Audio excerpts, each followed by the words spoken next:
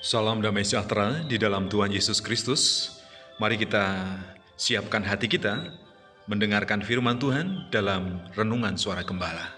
Bapa, kami bersyukur dan berterima kasih atas segala berkat, kasih karunia, dan kesempatan hidup yang Kau berikan kepada kami sampai saat ini. Layakkan kami untuk mendengar dan merenungkan firman Tuhan yang menjadi sumber kekuatan di dalam hidup kami. Kami mau taat melakukan apa yang menjadi kehendak Tuhan di dalam hidup kami selanjutnya. Terima kasih Tuhan Yesus. Haleluya. Amin. Tema firman Tuhan yang kita renungkan hari ini adalah dipulihkan. Dari kitab Yesaya pasal yang pertama ayat 25 sampai ayat yang ke-27. Demikianlah firman Tuhan. Aku akan bertindak terhadap engkau. Aku akan memurnikan perakmu dengan garam soda dan akan menyingkirkan segala timah daripadanya. Aku akan mengembalikan para hakimmu seperti dahulu dan para penasehatmu seperti semula.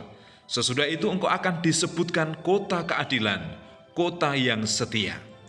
Sion akan kubebaskan dengan penghakiman yang adil, dan orang-orangnya yang bertobat akan kubebaskan dengan tindakan yang benar.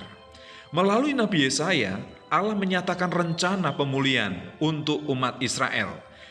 Dan itu juga berlaku untuk orang percaya, untuk saya dan saudara.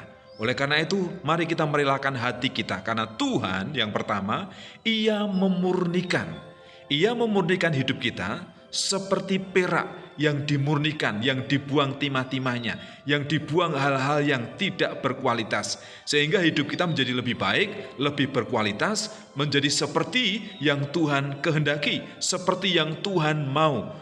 Kita perlu membuka hati, membuka hidup kita supaya dibersihkan. Terlebih hati kita ini, mulai dari pikiran-pikiran yang jahat, perasaan-perasaan yang jahat, hal-hal yang cemar, itu harus kita buang, harus kita bersihkan berdasarkan firman Tuhan. Kemudian yang kedua, Tuhan, Ia itu memulihkan kita. Ketika kita mendengar firman yang disampaikan oleh para utusan Tuhan, para nabi, para rasul, para hamba Tuhan, kita harus mendengar dan memperhatikan dengan baik, karena mereka diutus oleh Allah Bapa, dan mari kita rela ditegur, diajar, dan dibentuk menjadi ciptaan yang baru, dipulihkan. Segala dosa, perbuatan, dan kejahatan kita tinggalkan, kita buang jauh-jauh, karena Tuhan juga tidak memperhitungkan dosa kita. Sejauh timur dari barat, Ia melupakan semua dosa dan kesalahan kita. Ia mengampuni kita. Oleh karena itu, mari kita rela dipulihkan oleh Tuhan. Kemudian yang ketiga, Ia pasti membebaskan. Tuhan memberikan kelepasan. Tuhan memberikan, menyatakan keadilan dan kesetiaannya. Pada waktu itu orang Israel akan disebut sebagai kota keadilan dan kota kesetiaan. Karena Tuhan telah membebaskan belenggu, Tuhan telah membebaskan penderitaan, Tuhan telah membebaskan segala kesusahan dan kesulitan, dijadikan ciptaan yang baru, umat yang disayangi dan dikasihi oleh Allah. Ia mengampuni segala dosa dan kesalahan kita, dan Ia memberikan hidup yang baru. Jadi selanjutnya apa yang harus kita lakukan dalam hidup kita? Yang pertama, izinkan Tuhan berkarya dalam hidupmu. Dengarkanlah setiap nasihat firman-Nya. Jadilah ciptaan yang baru. Dan tinggalkanlah kehidupan yang lama. Karena Tuhan berkarya. Tuhan memulihkan hidup kita.